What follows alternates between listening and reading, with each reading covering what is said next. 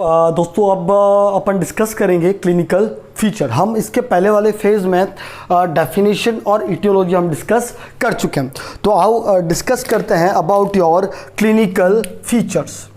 What is the clinical features of acute renal failure. Renal failure, चलो सो इसके clinical features को भी हम 3 स्टेजेस में बांटते हैं। The first stage that is your oliguric phase, second stage that is your diuretic phase, और third one is your recovery phase.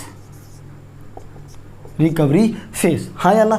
अब हम एक एक को एक साथ डिस्कस करते हैं। पहले हम डिस्कस करेंगे oliguric, then diuretic, then recovery, हाँ या ना। तो पहले we are going to discuss the oliguric phase. Oliguric phase, पहले आपको यह समझना होगा कि व्हाट इज द ओलिगोयूरिया। अगर आप इसको समझ लेंगे तो आपको ये फेज आराम से समझ में आ जाएगी। पहले समझिए ये होता कितने दिनों का है। ये होता 8 से लेके 15 दिनों के लिए ये फेज चलती है। आपकी पहला जो क्वेश्चन है दैट इज 8 से लेके 15 दिन तक चलती है। अच्छा, ओलिगोयूरिया का मतलब क्या होता है? What is the oliguria? When your urine output is less than 400 ml per day. पूरे दिन में यूरिन आउटपुट किससे कम हो जाए? 400 ml से कम हो जाए। तो इससे होगा क्या? इसको हम क्या बोलते हैं? ओलिगोयूरिया। इसको हम क्या बोलते हैं? ओलिगोयूरिया, हाँ या ना। नाउ अभी इससे होगा क्या? इससे होगा क्या? आपका जो यूरिन है वो अक्यूमुलेट कहां पे होने लगेगा? बॉडी में। यूरिन अक्यूमुलेशन इन बॉडी, आपकी बॉडी में ये यूरिन नहीं, फ्लूइड, एक्स्ट्रा फ्लूइड, सॉरी, जो फ्लूइड है, यूरिन नहीं कह सकते हैं, जो फ्लूइड है वो कहाँ अक्यूमुलेट होने लगेगा? बॉडी में। नॉर्मली ये स्टेज आपको, ये क्वेश्चन है, नॉर्मली ये स्टेज आपको विद इन फर्स्ट वीक में, विद इन 1 से लेके 7 दिन में आपको ये देखने को मिल जाती है, हाँ या ना। तो that somehow that is your oliguric phase. अब इनमें क्या क्या होता है, कैसे फीचर्स देखने को मिलते हैं, हम डिस्कस करेंगे। लेकिन यहाँ पे आपकी मेन प्रॉब्लम क्या है? Fluid accumulation in your body, है ना। आओ डिस्कस करते हैं। अब ये जो आपकी ओलिगोयूरिक फेज है वो सबसे इनिशियल मैनिफेस्टेशन देगी आपको। इनिशियल सबसे ज़्यादा किस पे ध्यान देना है? तो आपको ओलिगोयूरिक फेज पे ही ध्यान देना है। पहले हम इस पे देखते हैं। अब चूंकि फ्लूइड की भी बात हुई है तो देखते हैं फ्लूइड वॉल्यूम पे क्या इम्पैक्ट आएगा, ठीक है। तो आप इसको ऐसे समझिए, यूरिन आउटपुट कम हो रहा है, ये हम समझ पा रहे हैं। यूरिन आउटपुट डिक्रीज हो रहा है। यूरिन आउटपुट डिक्रीज होने की वजह से मैंने अभी बताया फ्लूइड अक्यूमुलेट कहाँ हो रहा है? बॉडी में। Fluid accumulation in body. Extra fluid, अगर मैं बोलूँ extra fluid accumulation in body, और एक्स्ट्रा फ्लूइड अक्यूमुलेशन होने की वजह से आपकी बॉडी में फ्लूइड का ओवरलोड होगा। Fluid overload in body, overload in body. इसकी वजह से क्या होगा? फ्लूइड ओवरलोड हो रहा बॉडी में, तो फ्लूइड एक्स्ट्रा वेसेट करेगा, है ना।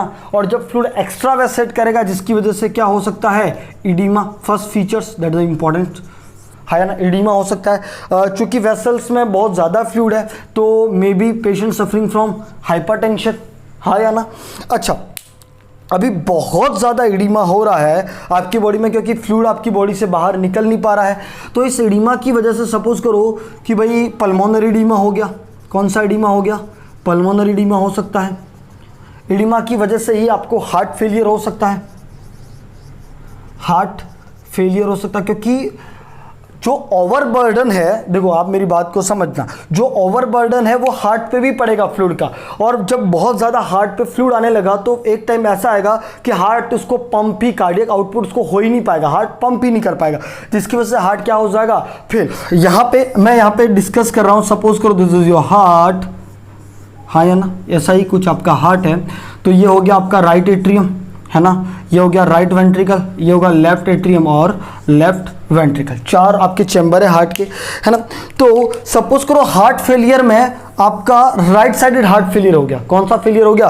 Right sided. राइट एट्रियम में आपका आईवीसी है, सुपीरियर वेना केवा है, तो ये फ्लूइड यहाँ से ड्रेन नहीं होगा, ये फ्लूइड यहाँ से ड्रेन नहीं होगा।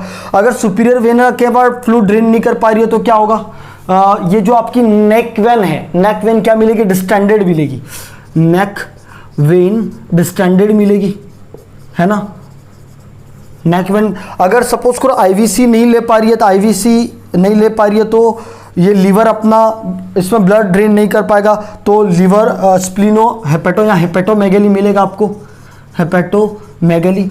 इसकी वजह से हम कंप्लीट चर्चा सीकेडी में ज़रूर करेंगे, है ना, क्रॉनिक किडनी डिजीज में करेंगे। अच्छा, अगर सपोज करो लेफ्ट एट्रियम वाला, ये लेफ्ट साइडेड हार्ट फेलियर हो गया, आपको पता होगा लेफ्ट साइडेड में जो आपका ब्लड आ रहा है वो ऑलमोस्ट आ रहा है आपके लंग्स से। कहाँ से आ रहा है, लंग्स से। तो लंग्स में वापस से रिटर्न करेगा तो क्या होगा, पल्मोनरी एडिमा। अगर पल्मोनरी एडिमा हो रहा है तो पेशेंट्स को क्रैकल्ड साउंड आएंगे, क्रैकल्ड साउंड प्रोड्यूस होगा। दैट्स कंफर्म कि पेशेंट को क्या हो रहा है, पल्मोनरी एडिमा, हाँ या ना। तो ये आपका फ्लूइड की वजह से कुछ हो पा रहा है, फ्लूइड एक्यूमुलेशन हुआ बॉडी में, इसकी वजह से फ्लूइड ओवरलोड हो रहा है। फ्लूइड ओवरलोड होने की वजह से फ्लूइड एक्स्ट्रावेसेट करा, इससे एडिमा होगा, हाइपरटेंशन होगा।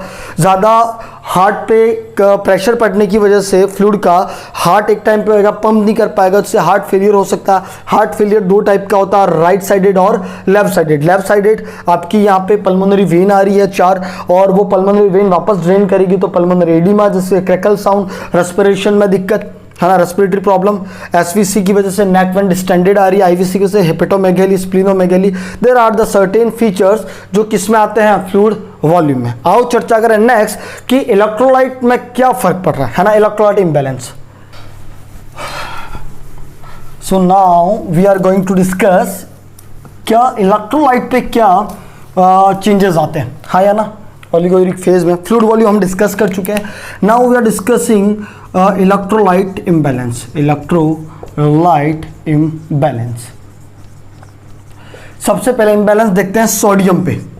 सोडियम पे क्या इम्बैलेंस होता है, देखो सोडियम इम्बैलेंस। सोडियम इम्बैलेंस को समझने से पहले थोड़ा सा नेफ्रॉन के स्ट्रक्चर्स में समझते हैं। This is your glomerulus, Bowman capsule, this is your PCT, loop of Henle, ascending descending DCT और कलेक्टिंग ट्यूबल्स, है ना। ओके, यहाँ पे स्पेशली और PCT there is special kind of cell, special kind of cells होती है जिसको बोलते हैं brush border cell, brush border cell. इन ब्रश बॉर्डर सेल का काम क्या होता है, 100% वाटर का एब्जॉर्प्शन। ये क्वेश्चन है आपका, सबसे ज़्यादा वाटर का एब्जॉर्प्शन कहाँ पे होता है, तो कहाँ पे होता है, पीसीटी में, है ना। और एब्जॉर्प्शन और 80% सोडियम का एब्जॉर्प्शन का काम किसका है, इस पीसीटी का है ना। अच्छा, अभी आप इधर समझिए, चूंकि आपकी किडनी फेल है, नेफ्रॉन में इंजुरी है, किडनी फेलियर सिचुएशन है ना। तो ये जो पीसीटी है ये इस सोडियम का एब्जॉर्प्शन नहीं कर पाएगा, डिक्रीज सोडियम एब्जॉर्प्शन। तो डिक्रीज सोडियम एब्जॉर्प्शन तो होगा क्या, ये सोडियम के जो मॉलिक्यूल्स है इसी ल्यूमन में रहेंगे, है ना। वापस यहाँ पे जो ब्लड वेसल्स है उसको एब्जॉर्ब नहीं कर पाएगी, और एब्जॉर्ब नहीं कर पाएगी तो एब्जॉर्प्शन कम होगा, एब्जॉर्प्शन कम होगा तो बॉडी में सोडियम का लेवल क्या होगा, कम होगा, डिक्रीज लेवल ऑफ सोडियम। और जब सोडियम का लेवल डिक्रीज होगा तो हम इसको क्या बोलते हैं, hyponatraemia, hyponatraemia. That is your clinical first feature. Electrolyte में सोडियम में क्या इंबैलेंस मिलता है, हाइपोनेट्रीमिया, सोडियम का लेवल क्या मिलेगा, कम मिलेगा, हाँ या ना। आओ चर्चा करें पोटेशियम के बारे में। तो अब हम डिस्कस करते हैं अबाउट द पोटेशियम, है ना, पोटेशियम एंड कैल्शियम। पोटेशियम के बारे में समझते हैं, के प्लस पोटेशियम में क्या होता है। देखो समझना, नॉर्मली किडनी जो होती है आपकी 80 to 90% जो पोटेशियम है इसको एक्सक्रीशन करने का, इसको बाहर निकालने का काम किसको दे रखा है, किडनी को, है ना। जहाँ सोडियम रीअब्जॉर्ब होता है वहीं 80 to 90% पोटेशियम का क्या होता है, एक्सक्रीशन। चूंकि अभी ट्यूबल्स डैमेज हो रखी है, ट्यूबुलर डैमेज है, हाँ या ना, ट्यूबुलर डैमेज है तो आपका जो पोटेशियम है उसका एक्सक्रीशन होगा नहीं, है ना, not excreted potassium, excreted potassium. चूंकि पोटेशियम एक्सक्रीट नहीं होगा तो मतलब कहाँ पे रहेगा, आपके बॉडी में ही रहेगा। तो इसकी वजह से, बॉडी में रहने की वजह से पोटेशियम का लेवल क्या होगा, बढ़ा हुआ मिलेगा, इंक्रीज पोटेशियम लेवल, जिसको हम बोलते हैं हाइपरकैलेमिया। हाइपरकैलेमिया, सोडियम का लेवल कम मिलता है और पोटेशियम का लेवल क्या होता है, बढ़ा हुआ मिलता है। ये एग्जाम में सीधा सीधा पूछ लिया जाता है आपसे कि भाई पोटेशियम का लेवल क्या रहता है, कम रहता है या ज़्यादा रहता है, तो आपको क्या कहना है यहाँ पे, ज़्यादा रहता है। अगर पोटेशियम का लेवल ज़्यादा है तो एक सिचुएशन राइज होती है, दैट इज द डिसअरिथमिया, हार्ट की रिदम क्या होती है, गड़बड़ाने लगते हैं, इसको हम क्या बोलते हैं, डिसअरिथमिया। आओ चर्चा करें अबाउट द कैल्शियम, हाँ या ना, कैल्शियम के बारे में चर्चा करते हैं। तो चलिए अब डिस्कस करते हैं what about the calcium, calcium के लेवल पे क्या इम्पैक्ट पड़ता है, कैल्शियम लेवल। अच्छा, कैल्शियम के लेवल को समझने से पहले हमको समझना पड़ेगा कि ये विटामिन, देखो विटामिन डी अगर एक्टिव फॉर्म में है तो इंटेस्टाइन से कैल्शियम का ज़्यादा अब्जॉर्प्शन होगा। चूँकि विटामिन डी किडनी में नहीं बन पा रहा, किडनी में एक्टिवेट होता है विटामिन डी, तो अगर विटामिन डी एक्टिवेट नहीं हो पा रहा तो कैल्शियम का एब्जॉर्प्शन भी क्या होगा, कम होगा। लेट्स डिस्कस कि भाई विटामिन डी का क्या इंपैक्ट होता है ना। सपोज करो कि भाई सनलाइट है आपकी, सनलाइट में जो यूवी रेज है वो अगर आपके स्किन पे पड़ती है, स्पेशली बीटा टाइप की जो सनलाइट होती है वो अगर आपके स्किन पे पड़ती है तो स्किन में पहले से ही आपके 7 हाइड्रोक्सी कोलेस्ट्रॉल होता है, कौन सी सेल में, कीरेटोसाइट में, हाँ या ना। तो जैसे ही इस पे स्किन पे सनलाइट गिरी तो it convert into the cholecalciferol, हाँ या ना। This cholecalciferol went into the liver, कहाँ पे जाता है, लीवर में, और लीवर में एक एंजाइम होता है जिसका नाम है, अच्छा यहाँ पे लीवर में पहली बार इसका हाइड्रोक्सिलेशन होता है और एंजाइम का नाम है 25 हाइड्रोक्सिलेज एंजाइम। इस एंजाइम की प्रेजेंस में ये कॉलीकैल्सिफेरॉल किस में कन्वर्ट होता है, 25 हाइड्रोक्सी कॉलीकैल्सिफेरॉल, हाँ या ना। Now this finally went into the kidney, मैं इसको यहाँ पे शो कर रहा हूँ, this finally went into the kidney, और किडनी में इसका फिर हाइड्रोक्सिलेशन होता है, डबल हाइड्रोक्सिलेशन हो रहा है, हाँ या ना। तो जो एंजाइम होता है वो होता है 1-अल्फा डाई हाइड्रोक्सिलेज एंजाइम, और उसकी प्रेजेंस में अब फाइनल कंपोनेंट आपका क्या बना, 1-25 डाई हाइड्रोक्सी कॉलीकैल्सिफेरॉल, हाँ या ना। ये आपका विटामिन डी की एक्टिव फॉर्म है, या और मैं देखूं तो that is a calciferol, this last converting to the calciferol. This is the activated form of vitamin D, अच्छा, अभी विटामिन डी एक्टिव कौन कर रहा है, आपका किडनी, और एक्टिव विटामिन डी किसके एब्जॉर्प्शन में हेल्प करता है, कैल्शियम के। तो अगर विटामिन डी, अच्छा अभी आपकी किडनी फेल हो रही है, किडनी काम नहीं कर पा रही है, तो विटामिन डी का एक्टिवेशन नहीं हो पा रहा, विटामिन डी का एक्टिवेशन नहीं हो पा रहा तो कैल्शियम का एब्जॉर्प्शन भी क्या होगा, कम होगा, डिक्रीज कैल्शियम एब्जॉर्प्शन, हाँ या ना। अगर कैल्शियम का एब्जॉर्प्शन नहीं हो पा रहा इंटेस्टाइन और वहाँ से, तो कैल्शियम का लेवल क्या होगा, कम होगा, जिसको हम बोलते हैं हाइपोकैल्सेमिया, हाँ या ना। तो जो कैल्शियम है वो भी बॉडी में क्या मिलेगा, कम मिलेगा, दैट इज द हाइपोकैल्सीमिया। आपको यहाँ पे एक चीज़ समझ लेनी चाहिए, गांठ बांध लेनी चाहिए कि calcium is inverse proportional to the phosphate. जब भी कभी कैल्शियम का लेवल बढ़ता है तो फॉस्फेट का लेवल क्या होता है, कम होता है, और जब भी कभी कैल्शियम का लेवल कम होता है तो फॉस्फेट का लेवल क्या होता है, बढ़ता है। यहाँ पे कैल्शियम का लेवल क्या हो रहा है, कम हो रहा है, तो फॉस्फेट का लेवल क्या होगा, बढ़ेगा। तो यहीं पे समझ लीजिए फॉस्फेट क्या होगा, हाइपर फॉस्फेटेमिया, हाइपर फॉस्फेटेमिया टेमिया, फॉस्फेट का लेवल क्या होगा, बढ़ा हुआ मिलेगा।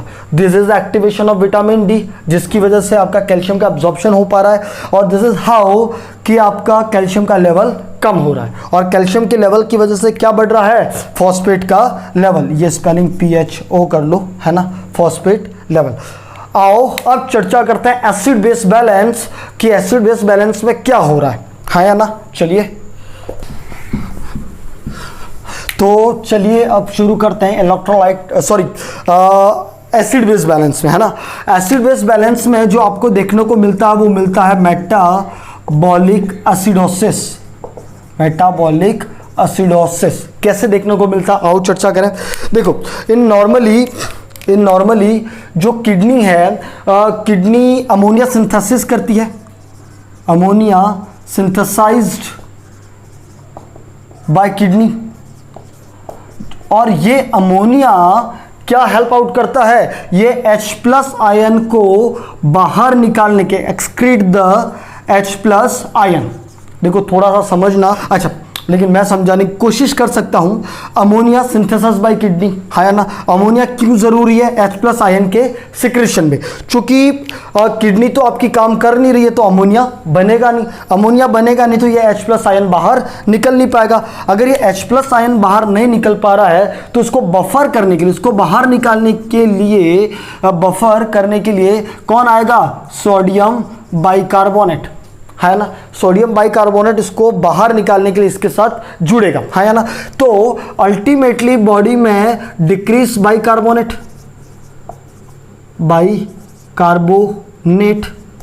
बॉडी में किसका लेवल कम होगा, बाइकार्बोनेट का, है ना। अच्छा बाइकार्बोनेट का लेवल, थोड़ा सा एसिड बेस में आता हूं भाई। अगर पीएच भी कम हो रही है और बाइकार्बोनेट कम हो रहा है तो क्या होगा, एसिडोसिस। और चूंकि बाइकार्बोनेट इसलिए कौन सा हो रहा है, मेटाबॉलिक। चूंकि बाइकार्बोनेट कम होने की वजह से आपको कौन सा मिलता है, मेटाबॉलिक एसिडोसिस, मेटाबॉलिक एसिडोसिस। चूंकि एसिडोसिस हो रहा है, पीएच कम हो रही है, तो इसका इंपैक्ट आपके लंग्स पे भी पड़ेगा, रेस्पिरेटरी पे भी पड़ेगा।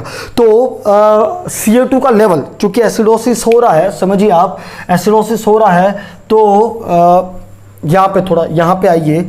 अगर मेटाबॉलिक की मैं बात करूँ, तो बाइकार्बोनेट HCO3, सोडियम बाइकार्बोनेट, है ना, SCO3 पीएच कम होगा तो आपका बाइकार्बोनेट का लेवल भी कम होगा, तो क्या होगा, एसिडोसिस। अगर मैं रेस्पिरेटरी एसिडोसिस की बात करूं तो पीएच कम होगा एसिडोसिस में, लेकिन CO2 क्या होगी, बढ़ेगी, है ना। तो एसिडोसिस में किसका लेवल बढ़ रहा है आपका, यहां पे एसिडोसिस में किसका लेवल बढ़ रहा है, CO2 का।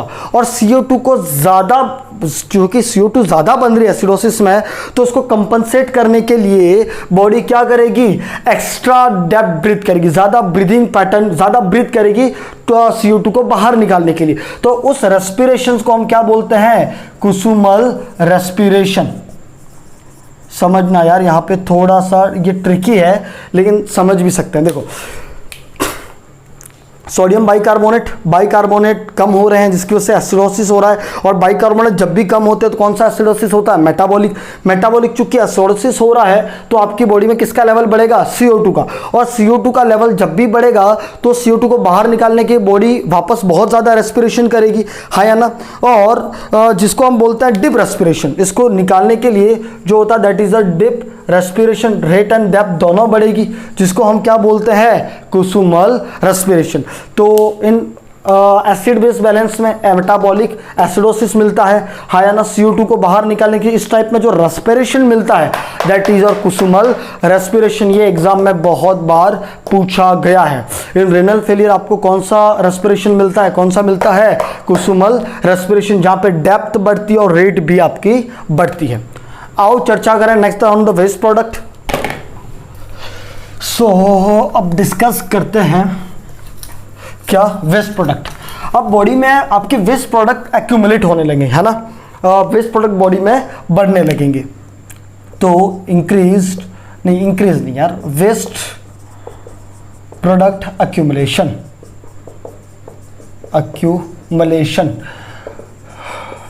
Waste product, specially the nitrogenous waste product, है ना, स्पेशली कौन से, nitrogenous waste product. Nitrogenous waste product बोले तो आपका ब्लड यूरिया नाइट्रोजन, है ना, क्रिएटिनिन, ये बॉडी में क्या होने लगते हैं, डिपॉजिट होने लगते हैं, बॉडी में बढ़ने लगते हैं। तो आप यहाँ पे एक स्पेशल टर्मिनोलॉजी समझिएगा, जब भी बॉडी में नाइट्रोजनस वेस्ट प्रोडक्ट का अक्यूमुलेशन होने लगता है, जिसको हम क्या बोलते हैं, एजोटेमिया, इसको हम क्या बोलते हैं, एजोटेमिया। ये भी आपका एग्जाम का क्वेश्चन है, व्हाट इज द एजोटोमिया। एजोटेमिया इज और जब बॉडी में आपके नाइट्रोजनस वेस्ट प्रोडक्ट बढ़ने लगे, एक्यूमुलेट होने लगे, हाँ या ना। अगर मैं ब्लड यूरिया नाइट्रोजन की बात करूं तो नॉर्मली ये कितने होते हैं, 8 से लेके 25 mg/dl। तो किससे ज़्यादा बढ़ने लगेगा, 25 mg से ज़्यादा, हाँ या ना। अगर मैं क्रिएटिनिन की मैं बात करूं तो नॉर्मली आपके बॉडी में क्रिएटिनिन का लेवल कितना होता है, 0.8 से लेके 1.2 ग्राम पर DL। तो किससे ज़्यादा बढ़ेगा आपका, 1.2 से, है ना। मैं यहाँ पे आपको वेरी वेरी इंपॉर्टेंट बता दूं कि भाई creatinine clearance is the best indicator of kidney. अगर आपका बॉडी में क्रिएटिनिन अच्छे से बाहर निकल पा रहा है, क्रिएटिनिन बाहर क्लियरेंस कर पा रहा है, तो अच्छी किडनी का बेस्ट इंडिकेटर, मतलब बेस्ट इंडिकेटर ऑफ किडनी है, हाँ या ना। नाउ अब चूंकि बॉडी में वेस्ट प्रोडक्ट का लेवल बढ़ रहा, मतलब यूरिया का भी लेवल बढ़ रहा है, हाँ या ना। तो यूरिया का लेवल अगर बहुत ज़्यादा ब्लड में बढ़ेगा तो इसको हम क्या बोलते हैं, यूरेमिया, है ना। यूरिया का लेवल ब्लड में बहुत ज़्यादा, मिया मतलब ब्लड और यूरिया मतलब यूरिया। तो जब यूरिया का लेवल बहुत ज़्यादा ब्लड में बढ़ता है उसको हम क्या बोलते हैं, यूरेमिया। तो ये आपकी पीएच को अल्टर करेगा, जिसकी वजह से नोजिया वॉमिटिंग होगा, है ना। अगर ये स्किन में जमा होने लग गया तो यूरेमिक फ्रॉस्ट करेगा, हाँ या ना। स्किन में जमा होने की वजह से टस इचिंग आने लगेगी, हाँ या ना। तो that somehow of your waste product accumulation, हाँ या ना। देखते हैं यहीं पे कि भाई न्यूरोलॉजिकल सिस्टम पे क्या इम्पैक्ट आता है ओलिगोयूरिक फेज में, हाँ या ना। तो न्यूरोलॉजी में चूंकि यूरिया का लेवल बहुत ज़्यादा बढ़ रहा है तो ये यूरिया आपके ब्रेन में भी एक्यूमुलेट होने लगेगा, हाँ या ना। और ब्रेन में एक्यूमुलेट होने की वजह से आपको क्या क्या मिलेगा, सीजर मिल सकता है, सीजर हो सकता है, पेशेंट कोमा में जा सकता है। वेरी वेरी इंपॉर्टेंट जो आपको समझना चाहिए, दैट इज एस्टेरेक्सिस, जो बहुत ज़्यादा इंपॉर्टेंट है। एस्टेरेक्सिस मेनली आपको लीवर फेलियर में मिलता है। मेनली कहाँ मिलता है, लीवर फेलियर में, लेकिन किडनी फेलियर में भी मिलता है। होता क्या है, इसको बर्ड लाइक ट्रेमर बोलते हैं। इसका दूसरा नाम क्या है, बर्ड लाइक ट्रेमर, या इसी को बोलते हैं फ्लैपिंग ट्रेमर। इसको कैसे चेकआउट करते हैं कि पेशेंट को कहा जाता है कि अपने दोनों हाथ को ऊपर लो, और वो कुछ ऐसे जैसे बर्ड के कैसे पंख करते हैं, ऐसे कांपने लगते हैं। वो किस वजह से है, ब्लड में यूरिया का लेवल बढ़ने की वजह से। न्यूरोमस्कुलर जंक्शंस पे आपके किसका लेवल बढ़ रहा है, यूरिया का, जिसकी वजह से क्या हो रहा है, एस्टेरेक्सिस क्या है, फ्लैपिंग ट्रेमर। हाथों को अगर आप थोड़ा सा यूं करो तो आपके हाथ ट्रेमर करने लगते हैं, या बर्ड लाइक ट्रेमर, जैसे बर्ड कैसे करता है, लाइक द ट्रेमर आपको देखने को मिलते हैं, है ना। This is somehow neurology. और अभी आपकी खत्म कौन सी स्टेज हुई, oliguric stage. Discussing the second stage, second clinical feature की stage, that name is diuretic phase. इसका जो समय है वो है 1 से लेके 3 वीक, है ना, 1 से लेके 3 वीक। अब डायूरेटिक का मतलब क्या है, डायूरेटिक का मतलब क्या, जब आपका यूरिन का आउटपुट क्या हो, बढ़ने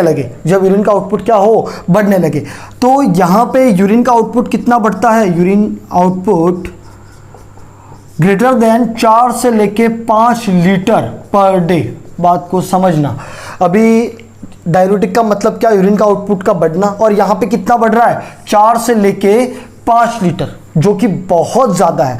चूंकि इतना फ्लूइड बॉडी के बाहर होने की वजह से, या तो आप इसको ऐसे समझिए कि अभी रिकवर कर रहे हैं नेफ्रॉन क्या कर रहे हैं, स्टेज में रिकवर करना स्टार्ट कर रहे हैं, लेकिन they not form the concentrate unit, they not form the concentrate urine. देखो किडनी का कंसंट्रेट यूरिन फॉर्म करना इज द ये आप कह सकते हैं हेल्दी किडनी है ना, कंसंट्रेट यूरिन।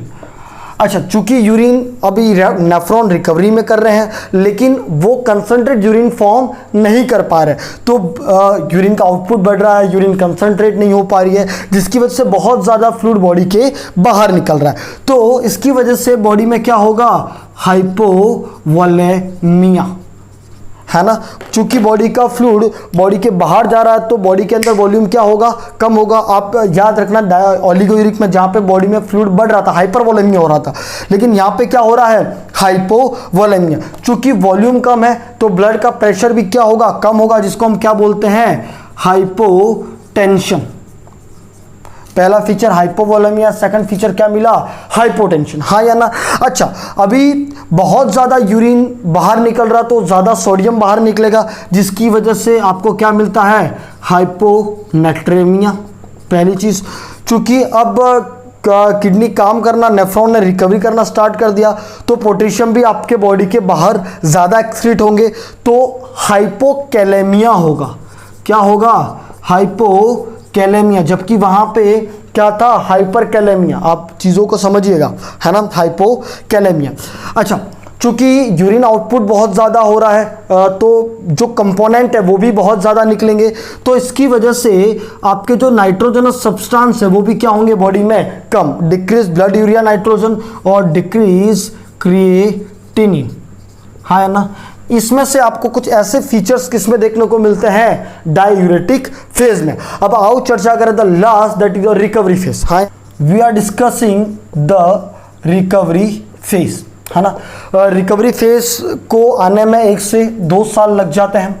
अब नाउ चूंकि मैंने बताया था एक्यूट रिनल फेलियर जो है रिवर्सिबल कंडीशन है, वापस रिवर्स हो सकती है, तो 1 से 2 साल में ये नॉर्मल हो सकता है। तब अब यहाँ पे आप देखिए, आपका ब्लड यूरिया नाइट्रोजन नॉर्मल रहेगा, क्रिएटिनिन नॉर्मल रहेगा, यूरिन आउटपुट नॉर्मल हो जाएगा।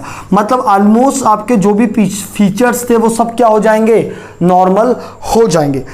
ओके, यहाँ तक तो ठीक है, लेकिन सपोज करो किडनी रिकवरी फेज में नहीं गई, रिकवर नहीं हो पाई, तो किडनी अब कहाँ चल जाएगी, क्रॉनिक किडनी डिजीज में, next went to the chronic kidney failure, और जिसको हम बोलेंगे end stage renal disease, end stage renal disease. ये मैं आपको बताऊंगा सीकेडी में, बट आप अभी यहीं पे समझिए, है ना। क्लिनिकल फीचर्स में आप इतना ही। Next we are going to discuss diagnostic, evaluation and management, हाँ या ना। चलिए।